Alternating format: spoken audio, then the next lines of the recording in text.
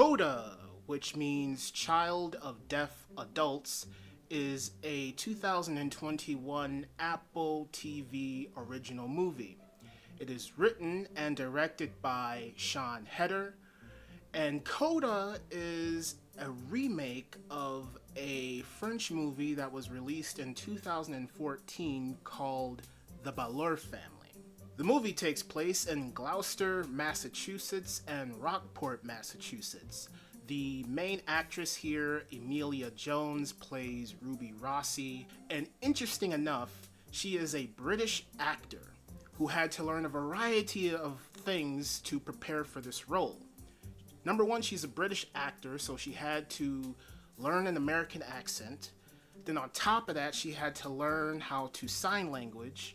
And then on top of that, she also had to take singing lessons, which in my eyes is massively impressive. We follow Ruby throughout the movie, and we get to meet her family. We meet Ruby's mother, Jackie Rossi, who is played by Marlee Matlin. And interesting enough, when I was doing my research, I discovered that Marlee Matlin is indeed hearing impaired, so it's not her playing a deaf person. And on top of that, she's been acting since 1986.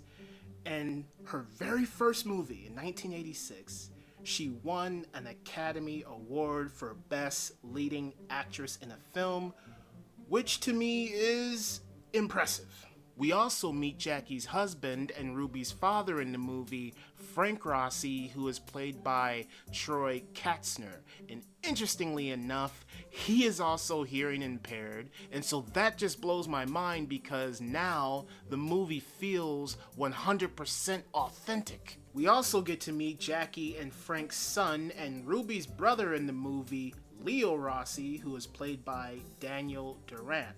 And he is also hearing impaired, and so this all just completely blows my mind for some reason. We're following all of these characters in the movie, and we're mostly following Ruby's character, but then we do get to learn who each of these characters are, especially Ruby's family. We get to learn about Frank, and I really love Frank the father in this movie, because there's one interesting scene where he shows up in his car with his wife, and he's playing rap music, and it's really loud, and all of Ruby's friends are looking at her, and I just like rap music, and I like that they put that in there because it was a nice surprise.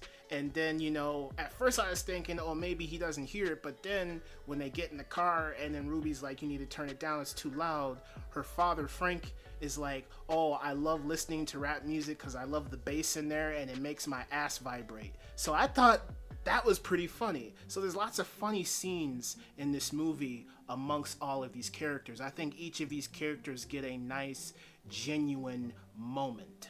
Like I said, we're mostly following the Ruby character on her journey, and her journey is very interesting because she is caught in between two worlds. One world is she wants to sing, and she practices her singing with her music teacher, who is played by Eugenio Derbez. And I love Eugenio Derbez in this movie. I love his swagger in the movie. I love how he's trying to push Ruby as a character to be all that she can be as a singer. But on the other side of Ruby's life, she is struggling to become one with her family, and her family, her father and her brother, are fishermen, and that's how they make their living. And she is used in their family as a hearing interpreter, and they rely on her so much that it frustrates her to the point where it's interfering with her getting her singing lessons from her music teacher. So you really feel the pain that her character is going through. I think Emilia Jones did a fantastic job with the performance that she delivered in this movie.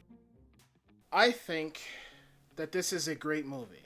I think what drives the movie mostly are the performances from the actors and the actresses here. There are lots of beautiful moments in this movie between the characters that are very touching.